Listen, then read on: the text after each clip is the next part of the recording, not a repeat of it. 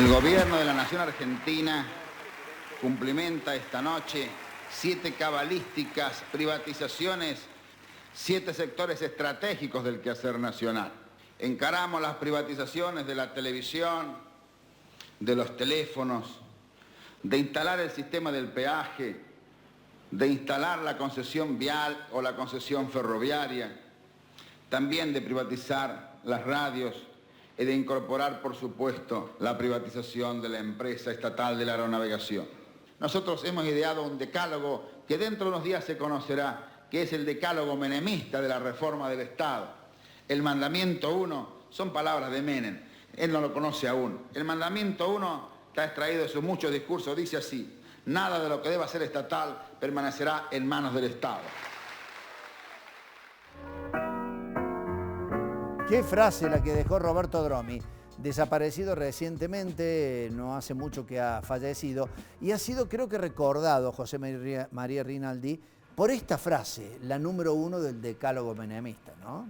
Sí, fue un acto fallido, aunque en realidad no era algo propio, sino una bajada de línea desde Washington, a través de lo que se llama el Consenso de Washington, que es obra de un economista, John Williamson, que después dijo: me sacaron de contexto, no es lo que yo quise decir, ¿no? Que preveía disciplina fiscal, apertura, libre movimiento de los capitales financieros, pero el objetivo 2 era pagar los servicios de la deuda. ¿Por qué? Porque la impronta, la impronta a nivel internacional de la década de los 80 era el fenómeno de la deuda. Y ahí nomás, después de eso, viene Brady, que hace, porque todo esto va en tono con, hagan esto. El famoso plan Brady. El plan Brady, que es un gran canje total de la deuda, que lo que logró era legalizar la deuda odiosa o la deuda que era ilegal tomada por la dictadura. Entonces tomó todas esas deudas que estaban en unos pagaré, promissory notes o en contratos, los convirtió en títulos, con descuento, un festival de títulos. Y Brady logró que la deuda argentina cotizara en los mercados del mundo. ¿Por qué? A futuro, para que cuando no hubiera un gobierno alineado con el consenso de Washington, que los mercados lo castigaran. Entonces ahí... Y desde ahí hasta el día de hoy nosotros la dependencia ha sido total. Feroz, y feroz. Feroz por los ajustes. Una cosa muy importante que dice ahí Dromi, que un poco el profesor hablaron y comentamos, que es el tema de los teléfonos, ¿no? Entel fue una empresa que se vendió muy barato, pero no tuvo una figura jurídica, porque para venta era barata y para concesión era cara. Además, se vendió a bolsa cerrada. Hacía del año 87 que Entel no tenía balances. Entonces, no se sabía nada pero el de negocio lo que era deuda, de lo que era capital propio, de el patrimonio de la compañía. El negocio era el futuro. Estaba la impronta del Internet. El gran desafío ese es el punto, de los 90 eran las comunicaciones. ¿No? No solamente la comunicación telefónica. El all service que le llamaban. Internet, televisión por cable, fibra óptica, televisión inalámbrica, es decir, ya se sabía que el futuro eso iba a ser un área de competencia. Y eso era una proyección inimaginable como negocio. Exactamente, por eso lo dieron a los españoles, a los franceses, se distribuyeron, entonces volvimos de un monopolio público a uno privado, y que lo pisaba para que el día de mañana no sea un área en competencia, como podría ser, porque hoy los teléfonos funcionan por los satélites. ¿Y cómo, Juan, observas precisamente ese momento? Recién estabas dando algunos detalles acerca de puntualmente la privatización de los teléfonos, pero hubo otras compañías argentinas que eran estratégicas, las mencionabas. La mayoría de las compañías privatizadas eran estratégicas, tenían un peso importante dentro de la tradición, algunas dentro de la tradición peronista, como YPF, pero dentro de la tradición como país. A mí lo que me llama la atención, si tuviera que hacer como una reflexión, es el consenso que tuvo en la población el avance privatizador de Menem durante esa primera etapa. Ese es un dato, ¿no? Eso es un dato, porque tuvo un consenso por parte de la población. Se entiende, si lo situamos como vos dijiste, como también el profesor lo fue marcando, el contexto económico de la salida del gobierno de Alfonsín. La inestabilidad y la incertidumbre económica sirvieron de base para poder avanzar de esta manera tan veloz y radical con las privatizaciones. Es decir, vimos lo que era el infierno en economía para nosotros y saltamos a esto que supuestamente era el discurso de la salvación. Se presentó como un discurso de salvación, la sociedad en general apoyó este discurso de salvación, porque es un discurso que no va a tener ningún tipo de fisura hasta por lo menos entrado el 95-96, después el efecto tequila, pero también dentro de los sindicatos va a haber un apoyo hacia este proceso de privatización. No vamos a generalizar, no vamos a decir que todos los sindicatos apoyaron, pero un gran número de estos sindicatos fueron apoyando y fueron hasta participando de las privatizaciones. Tenemos que dejar de lado a la CTA. Perdóname, participando.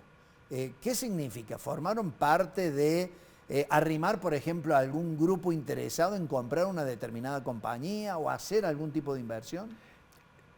La participación la tenemos que pensar en dos niveles. Por un lado, negociando en un nivel de CGT, podemos pensar que como hablábamos de la velocidad con la que se fueron dando los procesos, sí. En octubre la CGT conducida por Ubaldini se va a quebrar, va a surgir una rama de la CGT San Martín, que va a negociar con el gobierno, va a apoyar las reformas, dentro de las reformas de privatizaciones, y ahí va a haber un proceso de negociación por parte de la cúpula de la CGT. Pero por parte de sindicatos van a estar participando como actores que van a llevar adelante la privatización, van a tener activos dentro de la privatización. Un caso particular es el caso de Luz y Fuerza en Buenos Aires, el cual el propio sindicato va a ser parte de este proceso de privatización.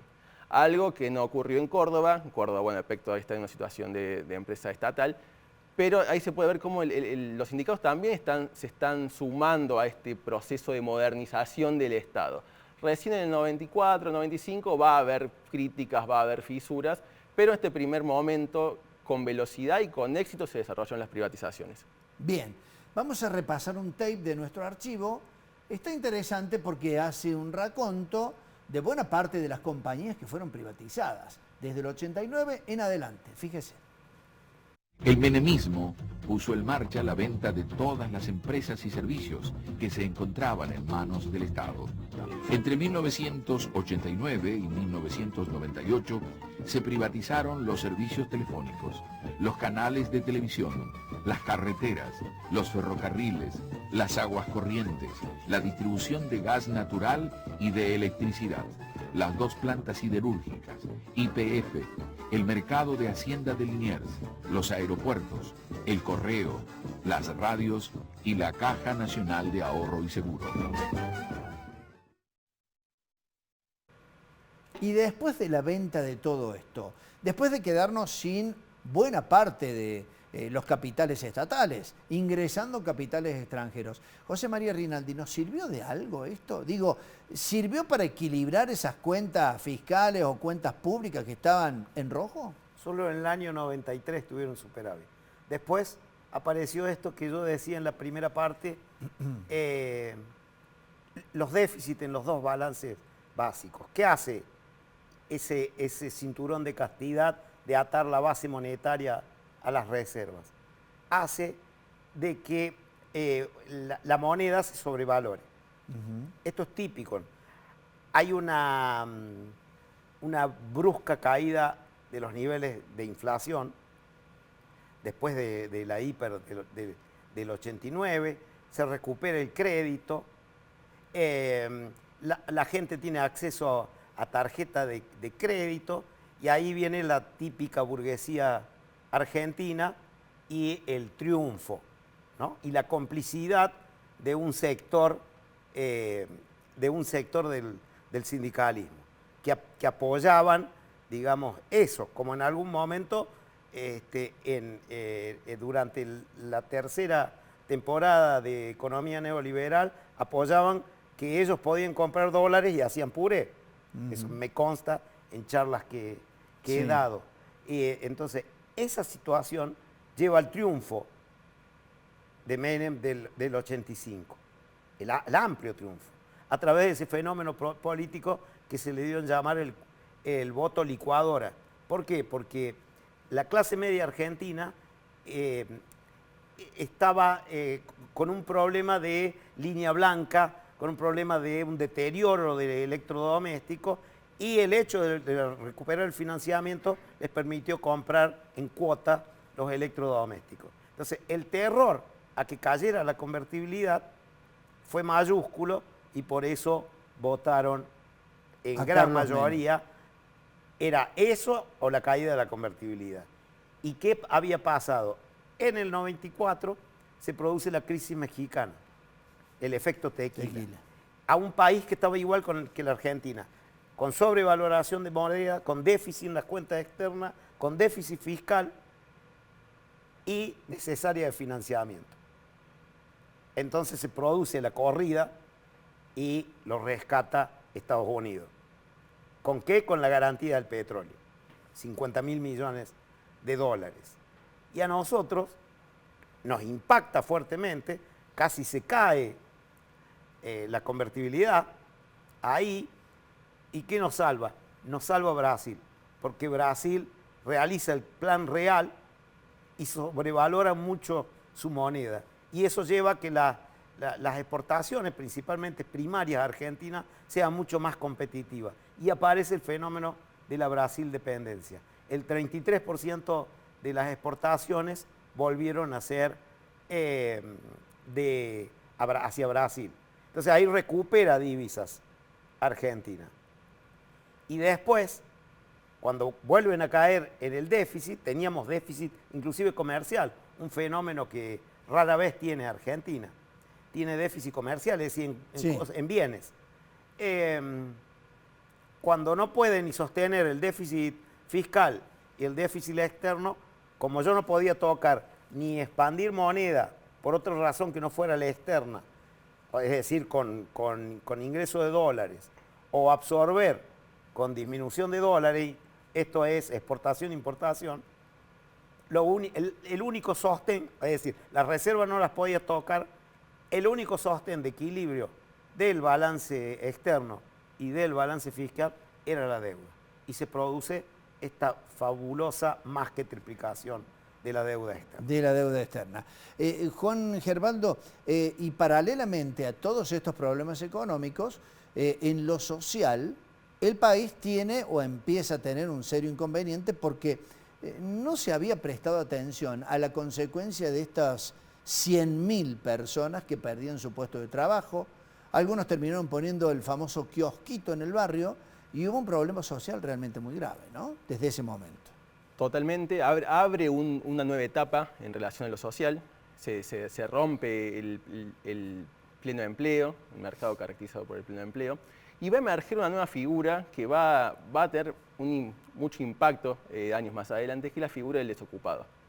La figura del desocupado como actor social empieza a tomar fuerza en ese momento, durante los 90, primeros años de los 90, empieza a tomar fuerza la idea del desocupado. No como un desocupado con una tradición de lucha que va a empezar a robustecerse, una tradición de lucha vinculada con experiencias previas, con el sindicalismo de muchos sectores, pero va a ser un movimiento desocupado particularmente distintivo en la Argentina que lo va a diferenciar de otros países. Y a partir de eso van a aparecer nuevas formas de protesta. Esto es importante. ¿Los piquetes? Los piquetes. Los piquetes que, si bien uno lo puede pensar o lo asocia en la coyuntura del 2001, tenemos que pensar que el primer piquete en fuerza, la potencia que tuvo, fue en el año 91 y fue en General Mosconi y en Tartagal. Fue justamente resultado del proceso de privatización de YPF, en el cual, como modo de pueblada, que también va a ser otra de los formatos de protestas que va a empezar a extenderse en Argentina, van a cortar la ruta demandando nuevos puestos de trabajo o poder dar una respuesta a este problema que empieza a emerger de la desocupación. Esto tiene también trae aparejado una crisis en los mercados, en la economía regionales. Pensemos en lugares como el norte, como Salta, General Mosconi, pensemos Tartagal. Pensemos Cutralcó, más adelante, en el 96 va a haber también un proceso de lucha muy importante. Pero todo eso va a ser un caldo de cultivo que va a empezar a aumentar de manera progresiva hacia final de la década.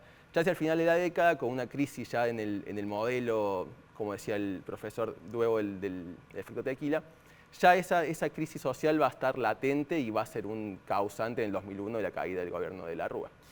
Vamos a seguir en un minutito nada más, después de la pausa, con el repaso de lo que han sido algunas de las privatizaciones. Hablamos de los teléfonos, hablamos de ferrocarriles, hablamos de YPF, con este caldo de cultivo realmente complicado.